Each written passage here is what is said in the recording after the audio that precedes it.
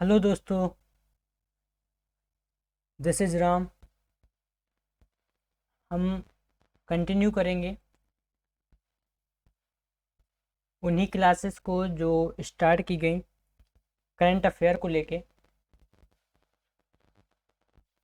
तो सबसे पहली बात ये है कि प्रीलिम्स एग्ज़ाम जो कि 2023 का 28 मई को है, बहुत क्लोज है। और एनवायरनमेंट एंड इकोलॉजी जैसा बोला है कंप्लीट कराया जाएगा 18 से 24 महीने का current affair. And science and tech, तो अगर कोई नया पर्सन है, कोई नए हैं आप, तो सब्सक्राइब करना ना भूलें।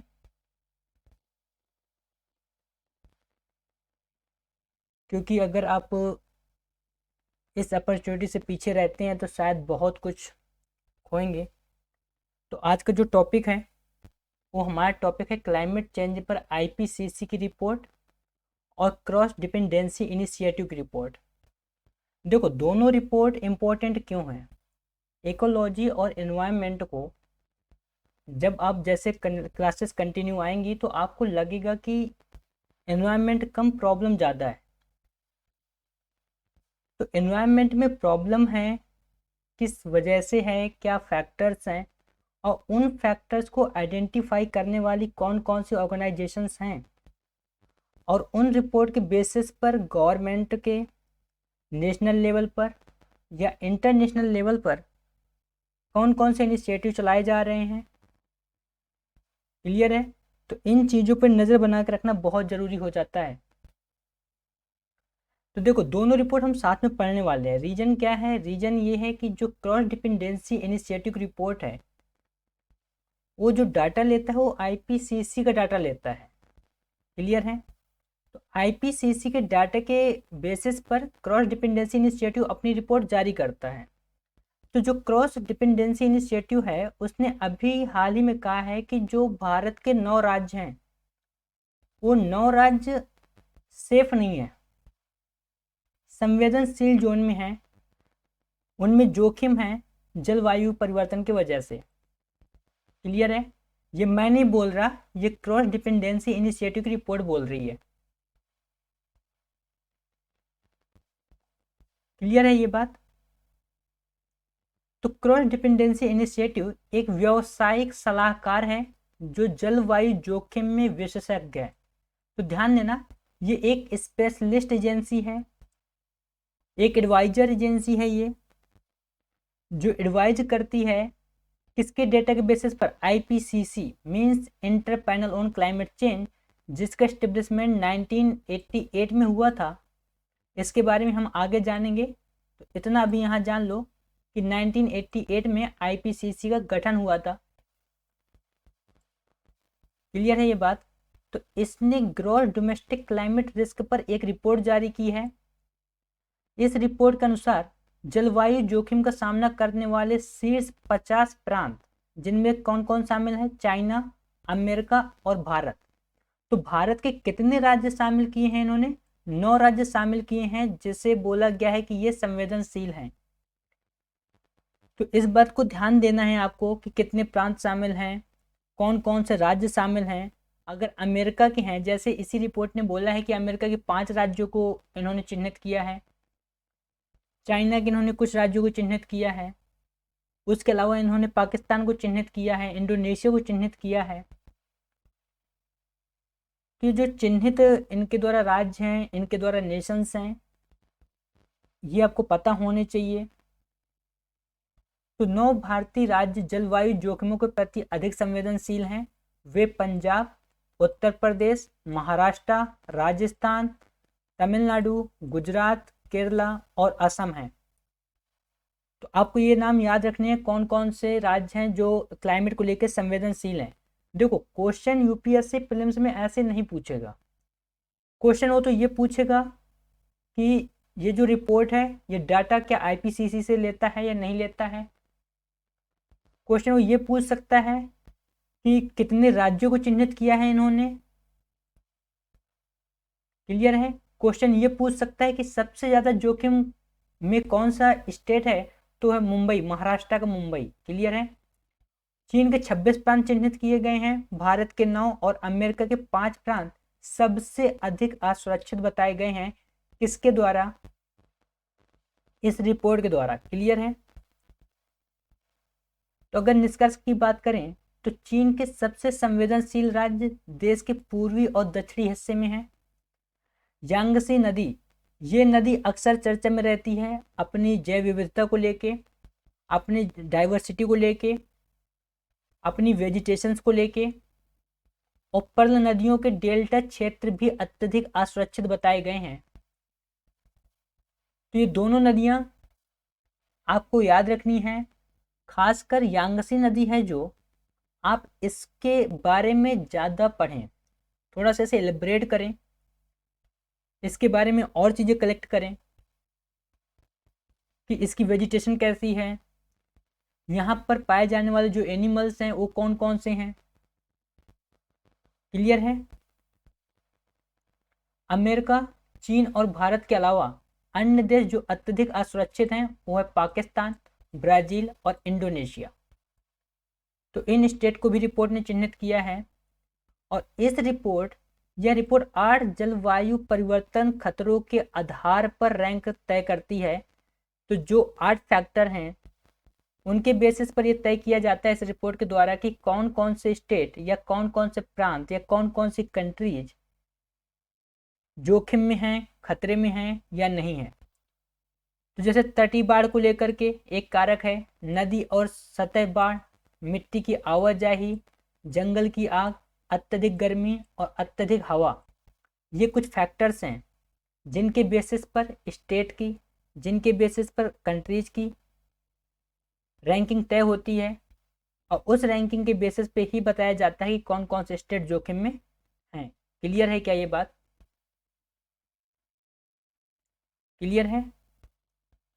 देखो हो क्या रहा है एक्चुअल में, जैसे ग्लोबल वार्मिंग बढ़ रही है, राइट।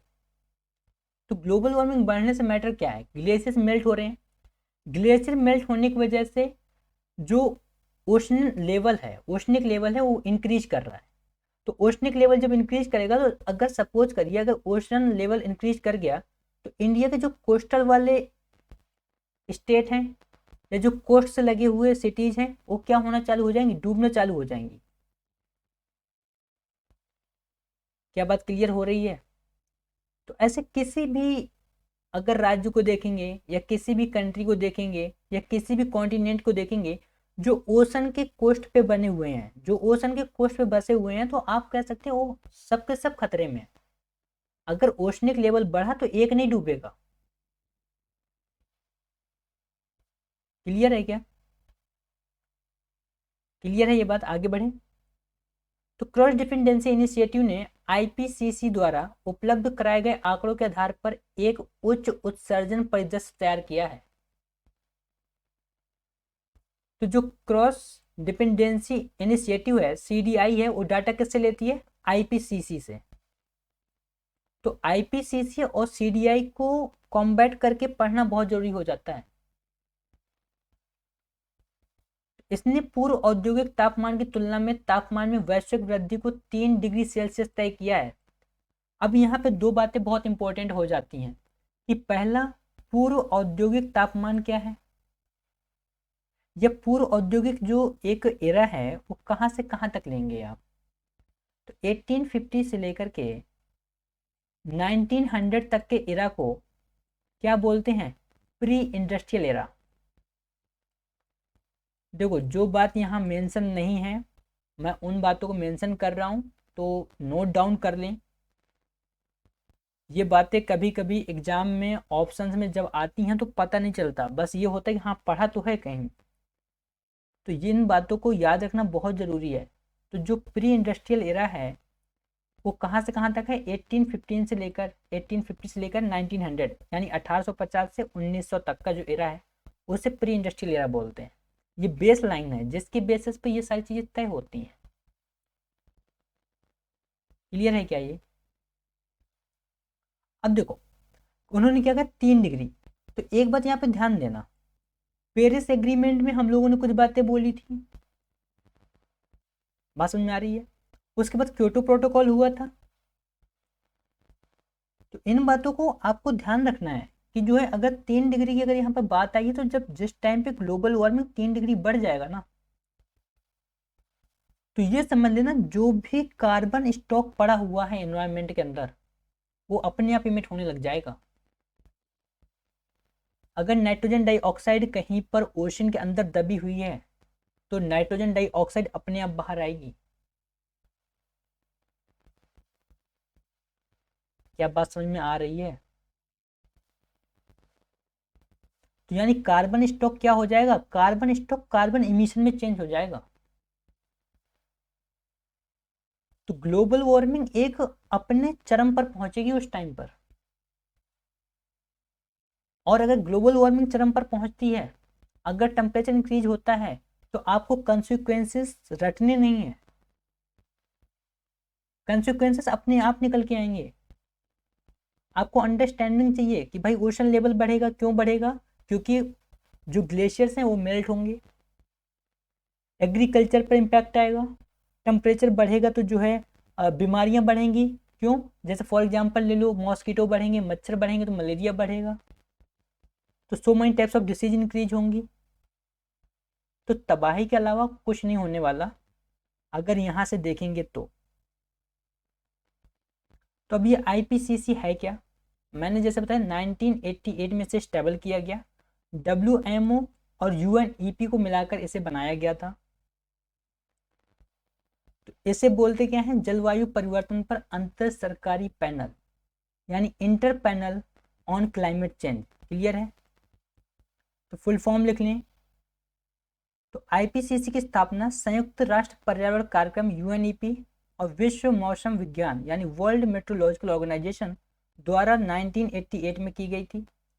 यह जलवायु परिवर्तन पर नियमित वैज्ञानिक आकलन, इसके निहितार्थ और भविष्य के संभावित जोखिमों के साथ साथ अनुकूलन एडेप्टेशन तथा समन मिटिगेशन के विकल्प भी उपलब्ध कराता है। तो यूपीएससी ऑप्शन में पूरी की पूरी स्टेटमेंट उठा के रखता है, इस बात को याद रखना। एनवायरनमेंट एंड इकोलॉजी और साइंस एंड टेक को डेप्थ में पढ़ना क्यों इंपॉर्टेंट हो जाता है, करंट अफेयर पढ़ना इंपॉर्टेंट क्यों हो जाता है, क्योंकि वो सीधे पूरी स्टेटमेंट रखता है। अब देखो आईपीसीसी का अगर उसने उद्देश्य पूछना होगा, तो आपसे ये नहीं पूछेगा कि आईपीसीसी कर क्या रहा है, वो सीधे ये बोलेगा, ये फॉर्म करेगा क्वेश्चन, निम्नलिखित कथनों पर विचार कीजिए, फिर वो ऑप्शन देगा और बोलेगा बताइए इनमें कौन कौन से कथन सही हैं। वो फिर आएंगे ऑप्शन, केवल एक, केवल दो, 1 एंड 2 दोनों, इनमें से कोई नहीं। क्लियर है क्या ये बात? तो जो जलवायु परिवर्तन पर है वो नियमित वैज्ञानिक आकलन को पहली बात, और इसके निहितार्थ क्या है, भविष्य के जो जोखिम होंगे, संभावित जोखिम होंगे, उनके साथ साथ ये अनुकूलन की भी बातें बताता है, मिटिगेशन के विकल्प भी उपलब्ध कराता है कि आखिर इंटरनेशनल लेवल पर या नेशनल लेवल पर सरकारों को क्या कदम उठाने चाहिए, क्या कदम उठाने की ज़रूरत है। क्या ये बात क्लियर है?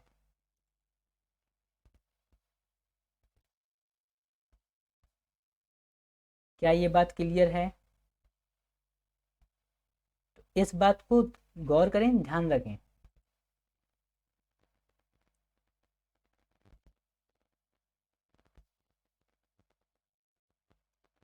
आई होप बातें क्लियर हो रही होंगी।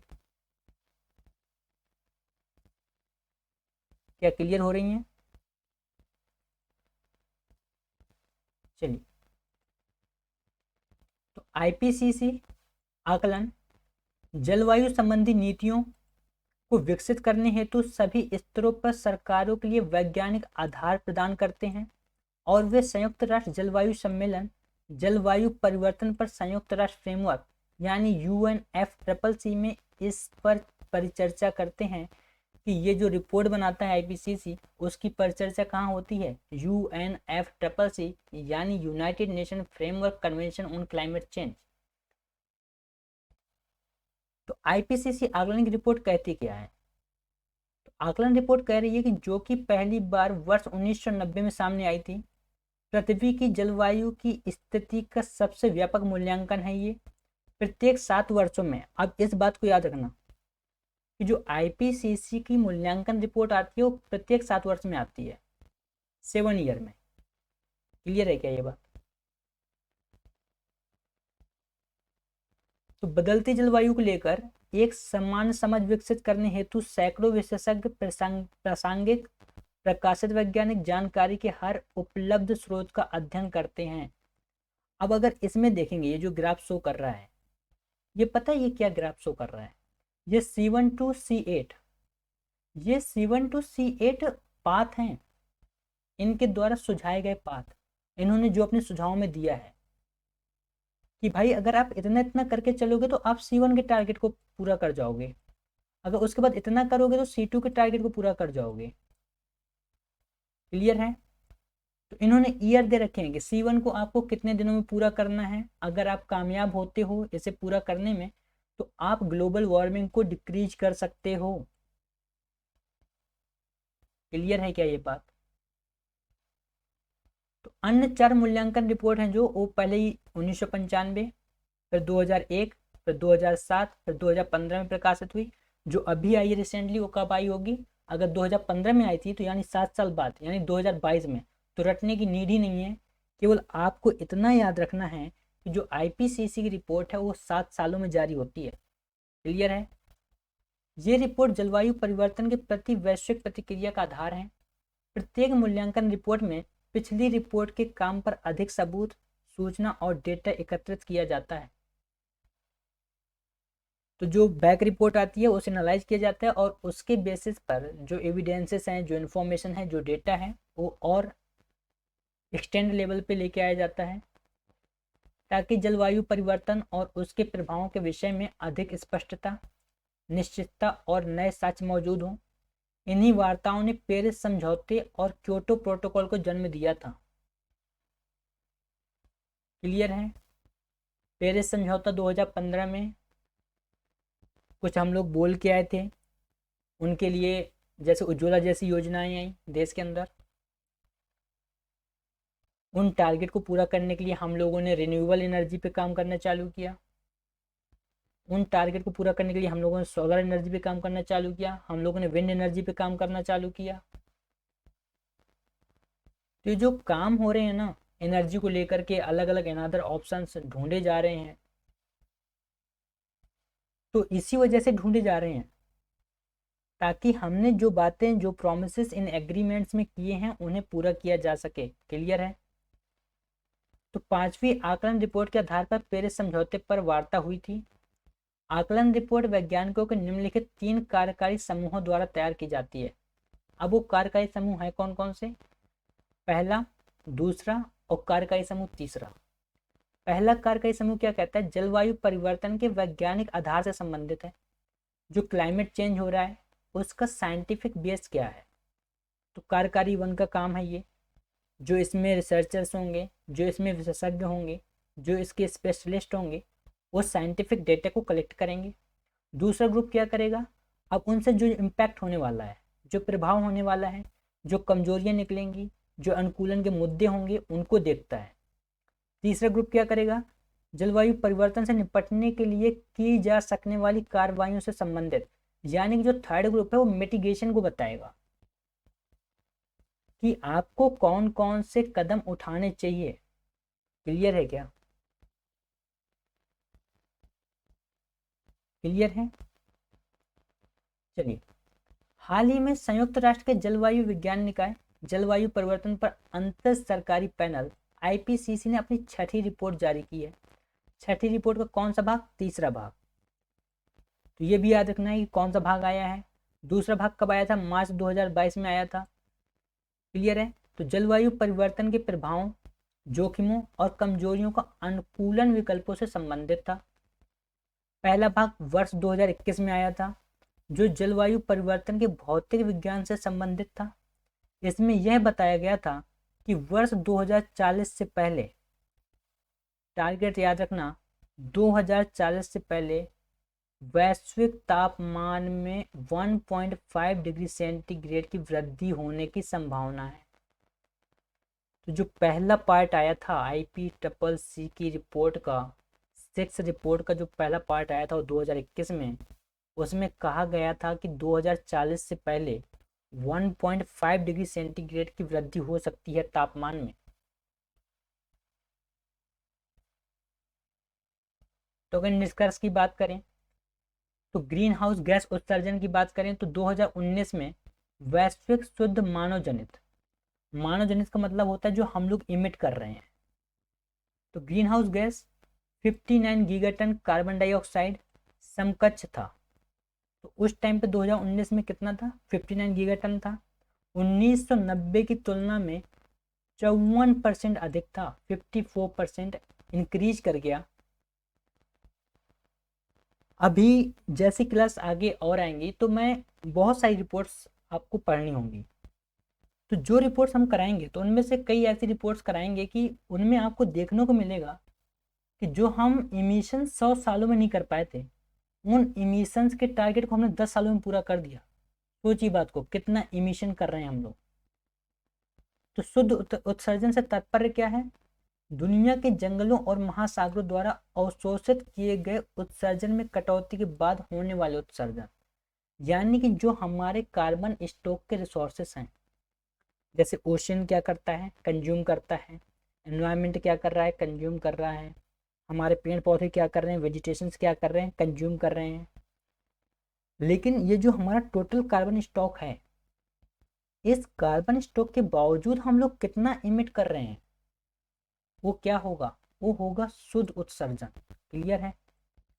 यूपीएससी अक्सर ऐसे शब्दों पे प्रश्न पूछता है जिससे बिलीफ ना हो, PYQ उठा लेना, 2021 और 2022 का पेपर देख जाना। 2022 के पेपर में ग्रीन वॉशिंग नाम का शब्द था और उस पर क्वेश्चन बना हुआ है कि ग्रीन वॉशिंग से क्या तात्पर्य है। तो एनवायरनमेंट के अंदर हर एक टर्म बहुत मायने रखता है, इस बात को दिमाग में डाल लेना कि अगर कोई शब्द चर्चा में आ गया और वो करंट अफेयर में है और उसकी रिलेवेंसी कहीं खासकर क्लाइमेट को लेकर के है, तो ये समझ लेना जो चर्चा में है वही पर्चा में है। मानव जनित उत्सर्जन से तात्पर्य ऐसे उत्सर्जन से है जो ऊर्जा के लिए कोयलों को जलाने या जंगलों को काटने जैसी मानव गतिविधियों के कारण होता है। तो मानव जनित उत्सर्जन क्या है, हम लोग क्या कर रहे हैं, डिफॉरेस्टेशन कर रहे हैं, तो हमें डिफॉरेस्टेशन को रोकना है। हम इलेक्ट्रिसिटी के लिए जितना कोयला यूज कर रहे हैं उस कोयले को हमें रोकना है। हमें किन चीज़ों को बढ़ावा देना होगा, फिर हमें डिफॉरेस्टेशन न करके हमें फॉरेस्ट लगाने होंगे। तो जो पॉपुलेशन बढ़ रही है, तो अब कह दो, अब जो पॉपुलेशन बढ़ रही है वो जाएगी कहाँ, ऑब्वियस सी बात है कि वो कहाँ शिफ्ट होगी, फॉरेस्ट एरियाज में। तो उसके लिए क्या करना होगा, हम लोगों को अलग अलग पद्धतियाँ लानी होंगी, जैसे शहरी वनीकरण की पद्धति होती है, क्लियर है, ग्रामीण वनीकरण की पद्धति है, फार्म वनीकरण की पद्धति है। तो इसी से संबंधित एक शब्द होता है जो वनीकरण को लेकर के है, वो है मियावाकी पद्धति। और मियावाकी पद्धति के बारे में लास्ट ईयर क्वेश्चन था यूपीएससी के अंदर। तो अगर आप PYQ एनालाइज नहीं कर रहे हैं तो ये समझ लेना बहुत मुश्किल होने वाला है आपका टास्क, क्योंकि कंटेंट तो मार्केट के अंदर बहुत है ना, बट जो एग्जाम में आ रहा है वो आपको क्लिक करना चाहिए। क्लियर है क्या। यह उत्सर्जन वृद्धि मुख्य रूप से जीवाश्म ईंधन के जलने और औद्योगिक क्षेत्र से CO2 उत्सर्जन के साथ साथ मीथेन उत्सर्जन से प्रेरित है। क्लियर है क्या ये बात। लेकिन वर्ष 2010 से 19 की अवधि में विकास की औसत वार्षिक दर 1.53% प्रतिवर्ष हो गई और वर्ष 2000 से 2009 की अवधि में यह 2.1% प्रतिवर्ष थी। क्या बात क्लियर हो रही है। कम से कम 18 देशों ने अपनी ऊर्जा प्रणाली की डीकार्बनाइजेशन, ऊर्जा दक्षता उपायों और कम ऊर्जा मांग के कारण लगातार 10 वर्षों से अधिक समय तक ग्रीन हाउस गैस उत्सर्जन को कम किया है। तो ये आपको याद रखना है थोड़ा सा डेटा। ये मेंस में काम आएगा। क्लियर है क्या? तो सबसे कम विकसित देशों द्वारा उत्सर्जन कितना है? देखो करंट ठीक है, आपने करंट को देखा, उसके बाद स्टैटिक पोर्शन को भी देखो। क्लियर है? स्टैटिक जैसे देखोगे आपको डेटा मिलेगा, वो डेटा आपके मेंस में बहुत काम आने वाला है। तो जो हमारी क्लासेस का शेड्यूल रहेगा या जो हमारी क्लासेस का पैटर्न रहेगा वो यही रहेगा कि जो करंट की बात है उसे स्टैटिक से लिंक करो, और जो स्टैटिक का डेटा है उसके करंट के डेटा से लिंक कर दो। क्लियर है क्या ये बात? तो वर्ष 2019 में वार्षिक वैश्विक उत्सर्जन का केवल 3.3% उत्सर्जन करने वाले सबसे कम विकसित देशों के साथ कार्बन असमानता हमेशा की तरह व्याप्त है। 1990 से 2019 की अवधि में उनका औसत प्रति व्यक्ति उत्सर्जन पर कैपिटा एमिशन केवल 1.7 टन CO2 था। वैश्विक औसत कितना था? 6.9 टन। क्लियर है? 1850 से 2019 की अवधि में जो लीस्ट डेवलपमेंट कंट्री है या लो डेवलपमेंट कंट्री है ने जीवाश्म ईंधन और उद्योग से कुल ऐतिहासिक CO2 उत्सर्जन में 0.4% से कम का योगदान दिया है। विश्व स्तर पर विश्व की 41% आबादी वर्ष 2019 में प्रति व्यक्ति 3 टन CO2 से कम उत्सर्जन करने वाले देशों में रहती है। क्लियर है? आगे बढ़े। अब देखो पेरिस एग्रीमेंट क्या था, पेरिस एग्रीमेंट में क्या प्रतिज्ञाएं हुई थी। तो अक्टूबर 2021 तक देशों द्वारा घोषित NDC को जोड़ने पर IPCC ने पाया कि इस सदी में ग्लोबल वार्मिंग 1.5 डिग्री सेंटीग्रेड को इंक्रीज कर जाएगी। तो IPCC ने संभावना जताई है कि अक्टूबर 2021 तक जो हमारा टारगेट है कि हम 1.5 को बैलेंस करके रखें, उससे ये डेटा इंक्रीज कर जाएगा। तो इस बात को ध्यान देना है। तो पेरिस समझौते पर हस्ताक्षर करने वाले देशों द्वारा की गई वर्तमान प्रतिज्ञाओं को राष्ट्रीय स्तर पर निर्धारित योगदान यानी नेशनैलिटी डिटरमाइंड कंट्रीब्यूशन के रूप में जाना जाता है। अब देखो NDC एक टर्म आ गया, तो आपको इसकी डिफिनीशन पता होनी चाहिए कि जो राष्ट्रीय स्तर पर योगदान है वो क्या है, हमारा NDC है। क्लियर है? तो इस योजना के विफल होने में कोयला, तेल और गैस जैसे मौजूदा और नियोजित जीवाश्म ईंधन के बुनियादी ढांचों का योगदान ज़्यादा होगा। सबसे बेहतर परिदृश्य के रूप में जैसे C1 मार्ग के तौर पर जाना जाता है, जो मैंने ग्राफ दिखाया था, तो वहाँ क्या था C1 से लेकर C8। क्लियर है? तो ये क्या है, ये मार्ग हैं, हमें मिटिगेशंस को कैसे लाना है, मिटिगेशंस को कैसे आगे करना है, या हमें ग्लोबल वार्मिंग को कैसे रोकना है। तो IPCC इस बात की रूपरेखा तैयार करता है कि तापमान को सीमित या बिना किसी ओवरशूट के 1.5 डिग्री सेंटीग्रेड तक सीमित करने के लिए दुनिया को क्या करने की आवश्यकता है। तो ये बात कौन बताएगा? IPCC बताएगा। IPCC का कौन सा कार्य समूह बताएगा? तीसरा। ये याद रखना कि कौन सा कार्य समूह बताएगा? तीसरा कार्य समूह। तो ओवरशूट से तात्पर्य क्या है? तो वैश्विक तापमान से है इसका तात्पर्य, जो अस्थायी रूप से 1.5 डिग्री सेंटीग्रेड जो है 1 डिग्री सेंटीग्रेड है 1.5 की सीमा पार कर सकता है, लेकिन फिर उन तकनीकों का उपयोग करके वापस लाया जाता है जो वातावरण से CO2 अवशोषित करते हैं। यानी हर वो मिटिगेशन प्रोजेक्ट जिससे CO2 को ऑब्जर्व कराया जा सके, वो क्या है? ओवरशूट। वो कहाँ आएगा? ओवरशूट के अंतर्गत आएगा वैश्विक लेवल पर। क्लियर है? तो C1 का टारगेट क्या था? C1 का टारगेट था कि वैश्विक GHG यानी ग्लोबल ग्रीन हाउस जो गैसेस हैं उनके उत्सर्जन में जो 2030 तक का टारगेट है वो था 43% की गिरावट होनी चाहिए। क्लियर है?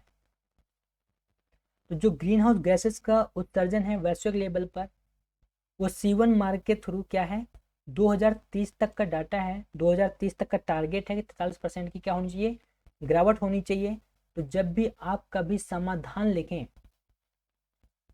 UPSC के मेंस के आंसर में और वो कहीं क्लाइमेट को लेकर के क्वेश्चन हो वो कहीं जोखिम को लेकर एक क्वेश्चन हो तो आप इसको डाल सकते हैं। क्लियर है?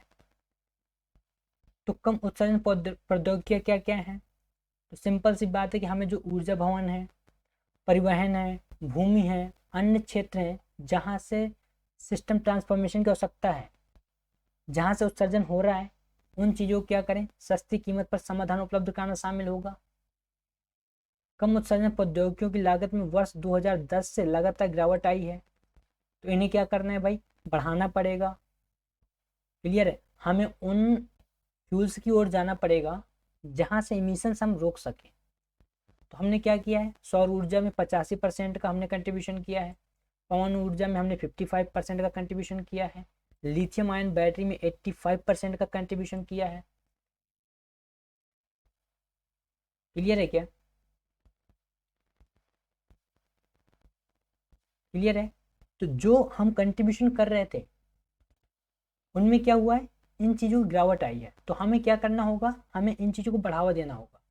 मीन्स ये कि जो BS6 है, यानी भारत स्टेज फ्यूल 6, देखो पहले BS4 आया था, BS5 नहीं आया है, BS6 आया है, इसे भारत स्टेज बोलते हैं। तो इसमें जो फ्यूल्स हैं वो नए प्रौद्योगिकी के फ्यूल्स हैं। क्लियर है? इनमें HCNG शामिल है।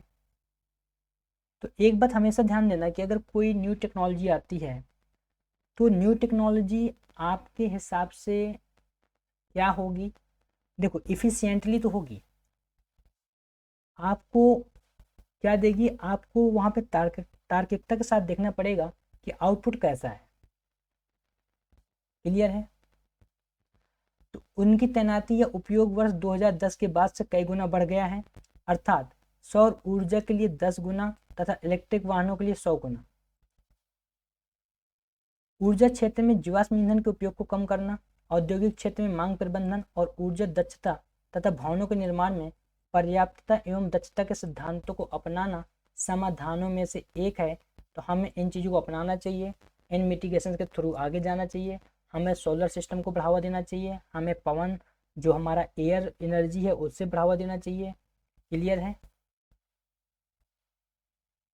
तो आई होप की बातें क्लियर होंगी। तो ये जो टॉपिक्स हैं इन्हें आपको ध्यान देना है, इनके डेटे को ध्यान देना है, डेटा क्या है, किस रिपोर्ट में क्या कहा गया है, टारगेट क्या है, क्या टारगेट हम अचीव कर पाए हैं या नहीं कर पाए हैं। तो इस बात को बहुत गौर करने की नीड है, क्योंकि यूपीएससी अक्सर यहाँ से क्वेश्चन पूछता ही पूछता है। मैं इस बात को गारंटी से कह सकता हूँ कि यूपीएससी यहाँ से क्वेश्चन 100% पूछता है। क्लियर है? तो थैंक यू सो मच, मिलेंगे नेक्स्ट क्लास में।